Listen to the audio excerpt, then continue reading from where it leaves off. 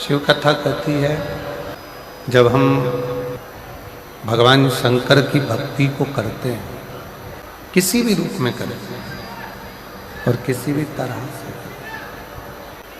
भगवान शंकर की भक्ति को धारण करते हैं, तब शास्त्र कहता है कि आप स्वयं भगवान शिव की भक्ति नहीं कर रहे हो। भगवान शंकर स्वयं आपके हृदय में विराजमान होकर, भगवान शिव स्वयं आपके हृदय में निवास कर शिव भक्ति की प्रेरणा दे। बचपन हो, जवानी हो, अधेड़ी हो, बुढ़ापा हो, किसी भी अवस्था में हम जब भगवान शिव को भजते हैं, भगवान शिव की भक्ति को धारण करते हैं, भगवान शंकर की अविरल भक्ति को अपने हृदय में उतारते हैं, किसी भी अवस्था, तो शास्त्र कहता है कि केवल वही अवस्था ही नहीं, हमारे जीवन में हम जितनी बार इस मृत्यु लोक में जन्म लेंगे या ले चुके होंगे, वो हमारे जन्म भी हम किसी भी अवस्था में भगवान शंकर की भक्ति कर कर संवार सकते हैं। थोड़ा सावधानी से कथा का रसतत्व ग्रहण करिएगा। लंकाधिपति रावण अपने विमान पर बैठकर भ्रमण के लिए निकला, और लंकाधिपति रावण जब विमान पर बैठकर भ्रमण के लिए निकला, उसका विमान उड़ते उड़ते उड़ते उड़ते कैलाश पर्वत के ऊपर आया। और विमान जब उड़ते उड़ते कैलाश पर्वत की ओर आया, तो कैलाश पर्वत के ऊपर विमान रावण का नहीं जाता। और जब रावण का विमान कैलाश पर्वत पर से उड़ नहीं सका, कैलाश पर्वत पे से ऊपर से जा नहीं सका, तो रावण को बड़ा क्रोध आया। क्रोध आने का कारण क्या था? शिव महापुराण की कथा कहती है कि व्यक्ति को क्रोध 3 कारणों से आता है। पहले नंबर पर, जब व्यक्ति किसी बेकार भोजन को ग्रहण करने लगता है, तामसी भोज को ग्रहण करने लगता है, जिस भोजन को मनुष्य को नहीं करना चाहिए, मानव को नहीं करना चाहिए, जो केवल जानवरों के लिए है, पशुओं के लिए, मनुष्य अगर ऐसे भोजन को ग्रहण कर रहा है तो उसके अंदर क्रोध बढ़ेगा, उसके भीतर क्रोध बढ़ता है। क्रोध आने के 3 कारणों का निश्चित है। पहला, हमारा किया गया भोजन। दूसरे नंबर पर, हमारे भीतर की अभिमत्ता, हमारे भीतर का अहम। और तीसरे नंबर पर है हमारी, जो हमने सोचा है, जो हमने विचार किया है, जो हमने मन में विचार करा है, वो पूर्ण ना हो। अच्छा, शिव महापुराण की कथा एक बात और अच्छे से कहती है कि किसी से आप इतनी आस क्यों लगा रहे, किसी से आस क्यों लगा रहे हो, किसी से इतनी आस किसी से लगा। संसार के लोगों से यदि हम आस लगाकर बैठते हैं तो एक ना एक दिन हमारी वो आस टूटती जरूर है। पर शिव महापुराण की कथा कहती है, अगर हमने पूर्ण विश्वास के साथ में, पूर्ण भरोसे के साथ में भगवान देवाधिदेव महादेव से जब कोई आस लगाई है, पूर्ण भरोसे के साथ में जब काल अधिपति महाकाल राजा से कोई आस लगाई है, पूर्ण विश्वास के साथ में जब हमने भगवान शंकर श्री कुबेरेश्वर बाबा से कोई आस लगाई है, पूर्ण विश्वास के साथ में जब हमने मदेश्वर बाबा से कोई आस लगाई है, तो शिव महापुराण की कथा कहती है वो आस फिर टूटती नहीं है, वो आस पूर्ण होकर ही रहती है, पूर्ण होती ही है। क्रोध आने के 3 कारणों में से एक कारण है हमारे मन में जो हमने सोचा, हमने मन में जो विचार करा है, हमने जो विचार कर कर रखा है, वो पूर्ण ना हो। ये क्रोध का ये तीसरे नंबर का जो कारण है ना, यह बड़ा विशेष है। और शिव महापुराण की कथा कहती है कि आपके बच्चे कलेक्टर बन जाए, आपके बच्चे एसपी बन जाएं, आपके बच्चे बहुत अच्छा पद प्रतिष्ठा उनके पास में आ जाए और बहुत उच्च पद पर अगर आपके बच्चे बैठ जाएं, तो कभी भी माँ बाप को ये नहीं सोचना चाहिए कि मेरा बच्चा इतने ऊंचे पद पर बैठा है तो वो मुझे संभाले। भगवान से निवेदन करना, भगवान से विनय करना, विनती करना कि हे देवाधिदेव महादेव, मेरे बच्चों को भले उनकी मंजिल तक पहुंचाना, बड़े ऊंचे पद पर पहुंचाना, बड़े प्रतिष्ठित बनाना, बहुत अच्छा सिंहासन दिलाना मना नहीं है, पर हे भोलेनाथ मेरे बुढ़ापे को ऐसा मत बनाना कि मैं अपने बच्चों के अधीन हो जाऊं। मेरे बुढ़ापे को ऐसा बनाना कि मैं तेरे चरणों के अधीन हो जाऊं, किसी पे आश्रित होकर नहीं, मैं तुझ पर आश्रित हूं, तेरे चरणों के बल पर मैं अपना पूर्ण जीवन निकाल सकूं। यदि हम संसार के लोगों से, परिवार के लोगों से, कुटुंब से, नातों में, रिश्तों में, परिवार में या किसी अपनों से आस जोड़कर चलेंगे तो एक ना एक दिन वो आस टूट जरूर जाए, वो टूट जाए। पर शिव महापुराण की कथा कहती है जब हमने आस उस देवाधिदेव महादेव से लगा लिया। रावण ने नंदी से पूछा कि नंदी, मेरे जैसे लंका के राजा रावण को तुम कह रहे हो कि शंकर की भक्ति में रमो, क्या तुम शिव की आराधना करते हो? रावण जैसे ही बोला तो नंदी ने कहा कि शंकर की आराधना का फल क्या है, शिव की आराधना का तात्विक सुख क्या है?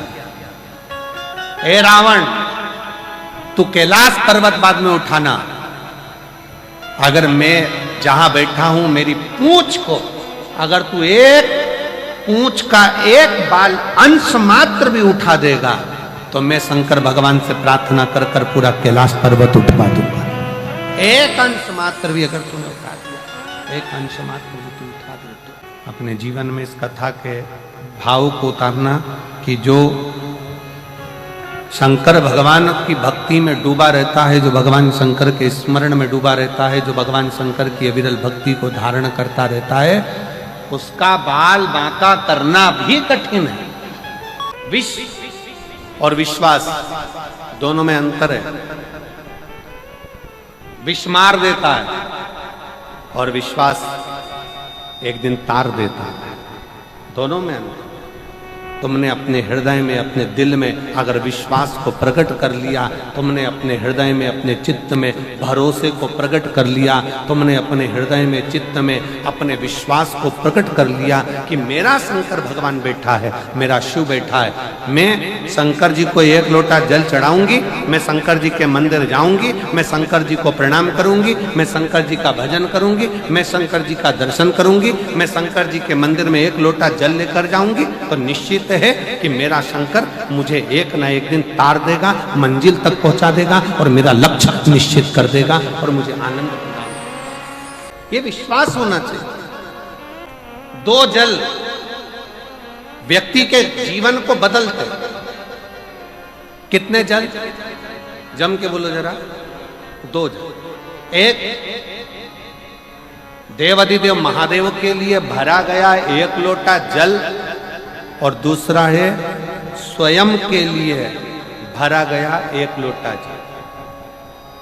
पुराने समय के लोग जब भोजन करने बैठते थे, पुराने समय के लोग जब भोजन करने बैठते थे तो अपना पानी का गिलास, अपना पानी का लोटा पहले भरकर आसन लग जाता था, बहू आसन लगा देती थी, बहू खाना बना देती थी, घर की पत्नी खाना बना देती थी, भोजन बना देती थी, घर के लोग भोजन दे देते थे। थाली कोई भी लगा कर ला के दे, थाली कोई सजा कर ला कर दे, पर घर का जो व्यक्ति खाना खाने बैठता था, भोजन करने बैठता था, वो अपना पानी स्वयं भर कर बैठता। बहुत सावधानी से सुनिएगा। दो जगह का जल व्यक्ति के जीवन को बदल देता है। एक शिव के लिए भरा गया जल और दूसरा स्वयं के लिए भरा गया जल। शंकर के मंदिर में जा रहे हो, एक लोटा जल अपने घर से भरकर लेकर चले जाओ और अपने घर में जब तुम भोजन करने बैठ रहे हो जब तुम रोटी खाने बैठ रहे हो, भोजन करने बैठ रहे हो, भोजन ग्रहण करने बैठ रहे हो, जब तुम भोजन को ग्रहण करने के लिए बैठ रहे हो, तब अपने घर में जब तुम भोजन ग्रहण करने बैठ रहे हो तो एक लोटा जल या एक गिलास पानी भर कर बैठो। बहू अच्छी है, पानी भरेगी, मना नहीं है। बेटा अच्छा है, पानी भरेगा, मना नहीं है। पोता अच्छा है, पोती अच्छी है, नाती अच्छा है, पंती अच्छा है, घर में सब अच्छे। तुम्हारी पत्नी भी अच्छी है, तुम खाना खाओगे तो वो पानी ला कर दे देगी। तुम्हारी बहू भी अच्छी है, तुम भोजन करोगे तो वो पानी ला कर दे देगी। तुम्हारा परिवार का हर व्यक्ति अच्छा है, तुम्हारा कहना मानता है। तुम जिमने बैठोगे, भोजन करने बैठोगे तो वो पानी ला कर देगा। पर शिव पुराण की कथा कहती है, जो व्यक्ति भोजन करते समय अपना जल स्वयं भर कर बैठता है, उसकी जिंदगी में से 3 रोग समाप्त हो जाते हैं। कितने रोग समाप्त हो जाते हैं? 3। पहला, अपना जल स्वयं भर कर बैठने वाले के घुटने का कभी भी डॉक्टर उसके घुटने बदलने का बोलेगा ही नहीं, घुटना बदल ही नहीं सकता। स्वयं का जल भर कर बैठो। दूसरे नंबर पर, जिसकी रीढ़ की हड्डी में कमर से लेकर कंधे तक जिसकी हड्डी में दर्द होता हो, या जो सुबह सुबह सोकर उठता हो और उसके कंधे दुखते हो या पीठ दुखती हो। दूसरे नंबर का रीढ़ की हड्डी का दर्द। और तीसरे नंबर का डॉक्टर को दवाई खा खा कर परेशान हो गए और आधा सिर का रोग, भुकुटी, ये भौएं दुखती हो, सिर दुखता हो, ये कान के पास का दर्द होता हो, तो अपना भोजन करते समय अपना पानी स्वयं भर कर बैठो। आपको ये 3 रोग से मुक्ति अपने आप मिलना प्रारंभ हो अपने आप। अब किसी ने कहा, गुरुजी पत्नी पानी ला कर देती है, पति पानी ला कर देता है, बेटा पानी ला कर देता है, बहू पानी ला कर देती है, पोता पोती पानी ला कर देते हैं, नाती पंती पानी ला कर देते हैं, नौकर लगे घर में वो पानी ला कर देते हैं, सेवादार लगे घर में वो पानी ला कर देते हैं, तो हमको पानी लाना क्यों जरूरी है? तो अग्नि पुराण में वर्णन आता है कि जो घर में पानी जिस मटके में भरते हो, जिस हंडे में भरते हो, जिस बाल्टी में भरते हो, जिस टंकी में पानी भरते हो, पीने का पानी जिस हंडे में, मटके में, बल्टोई में, जिस गगरे में तुम भरते हो, वो स्थान पितरों का स्थान रहता है। जब हम पानी भरकर भोजन करने बैठते हैं तो हमारे पितर भी उस स्थान पर आकर निश्चित जगह पर बैठते हैं, और जब हम भोजन ग्रहण करते हैं तो हमारे पितरों के भाव का आशीर्वाद हमारे ऊपर पड़ जाता है, जिससे हमारे 3 दर्द समाप्त हो। स्वयं भरो। पहला फर्ज अपना है, जब तक शरीर चले, पांव चले, हाथ पैर चले और तुम पलंग पर नहीं पड़े हो, तुम्हारा शरीर अगर चल रहा है तो पहले रसोई घर में जाओ, लोटा भर, लोटा नहीं भर सकते तो गिलास भरो, गिलास नहीं भर सकते तो थोड़ा सा कटोरी में पानी भरो, पर अपने पीने के लिए थोड़ा सा जल स्वयं के लिए लेकर आओ। वो जल इतना कारगर होगा कि तुम्हें रोग से निवारण करता चले जाएगा, रोग समाप्त करता जाएगा। तो 2 जल, एक शंकर के लिए भरा गया जल और दूसरा स्वयं के लिए भरा गया जल। ये हमारे रावण ने शंकर की स्तुति करना प्रारंभ कर, और शिव तो शिव है, भोला तो भोला। प्रसन्न हो गए बाबा, मांग तुझे क्या चाहिए? बहुत वर शिवजी ने रावण को दे दिए, बहुत। सुबह, दोपहर और शाम, प्रदोष का प्रदोष, ये 3 समय एक ऐसा समय है, मान लो सुबह यदि आपको समय ना मिले भगवान शंकर का गुणगान करने के लिए, मान लो दोपहर का समय ना मिले शंकर भगवान का गुणगान करने के लिए, तो शिव पुराण कहती है जब सूर्य डूब रहा हो, प्रदोष काल का जब समय हो, तब उस शंकर का गुणगान करो, तो सारी जिंदगी तुम्हें किसी के आगे हाथ नहीं फैलाना पड़ेगा।